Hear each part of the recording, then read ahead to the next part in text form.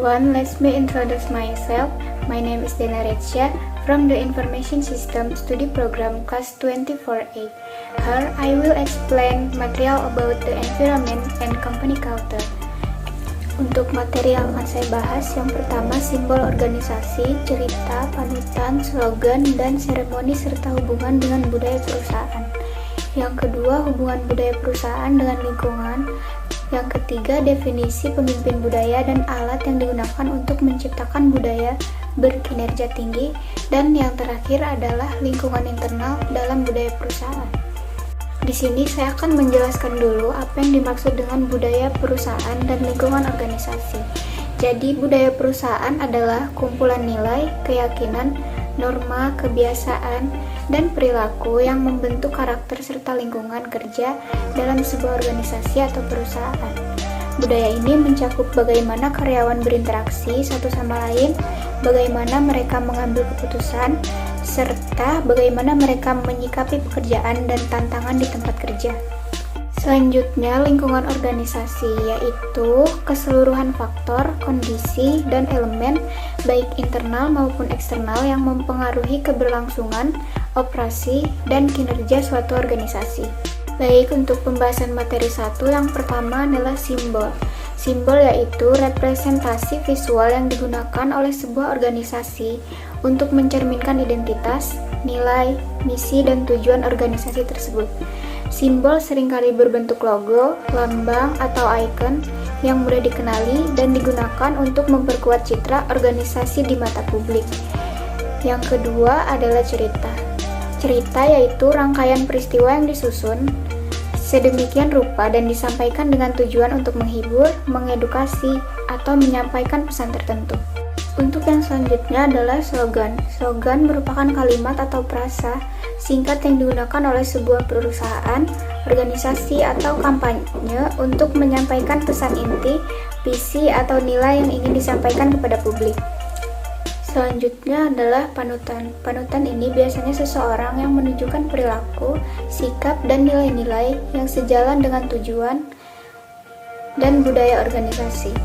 Mereka diakui karena integritas, keahlian, dedikasi, dan kemampuan mereka untuk mempengaruhi orang lain secara positif. Dan yang terakhir adalah seremoni, yaitu kegiatan formal yang diadakan secara berkala untuk memperkuat dan merayakan nilai-nilai, tradisi, serta identitas perusahaan. Baik, untuk materi pembahasan yang kedua, ada pelanggan, pesaing, pemasok, dan tenaga kerja. Untuk pengertian pelanggan, yaitu orang-orang yang kegiatannya membeli dan menggunakan suatu produk,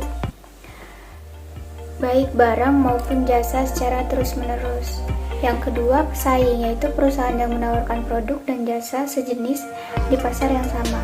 Yang ketiga, pemasok, yaitu penyedia bahan-bahan mentah yang digunakan suatu organisasi untuk memproduksi barang. Dan yang terakhir adalah tenaga kerja, yaitu transaksi antara pembeli dalam suatu perusahaan dan penjual atau pekerja yang mengalokasikan pekerja untuk pekerjaan dan mengkoordinasikannya. Baik, untuk materi pembahasan yang ketiga, yaitu definisi pemimpin budaya. Jadi, pemimpin budaya adalah individu dalam organisasi yang memiliki peran kunci dalam membentuk, memelihara, dan mengarahkan budaya organisasi. Mereka tidak hanya memimpin berdasarkan keterampilan teknis atau manajerial, tetapi juga melalui pengaruh mereka dalam membentuk nilai-nilai, norma, dan perilaku yang diharapkan di dalam organisasi. Selanjutnya ada alat untuk menciptakan budaya berkinerja tinggi.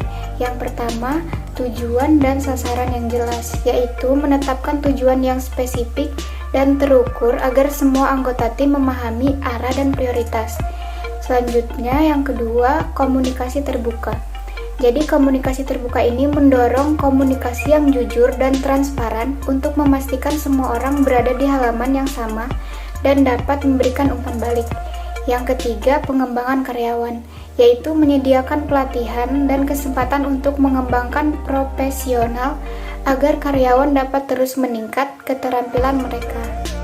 Selanjutnya adalah penghargaan dan pengakuan, yaitu memberikan penghargaan dan pengakuan atas pencapaian dan kontribusi karyawan untuk memotivasi dan mempertahankan kinerja tinggi. Untuk yang terakhir yaitu teknologi untuk produktivitas. Contohnya seperti Trello, Jira, atau Monday.com untuk melacak progres tugas dan proyek.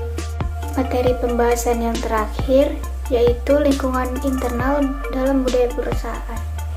Jadi, lingkungan internal dalam budaya perusahaan mencakup aspek-aspek yang memengaruhi bagaimana karyawan berinteraksi dan bekerja di dalam organisasi. Faktor-faktor yang membentuk dan dipengaruhi oleh budaya perusahaan dan mereka saling berhubungan erat.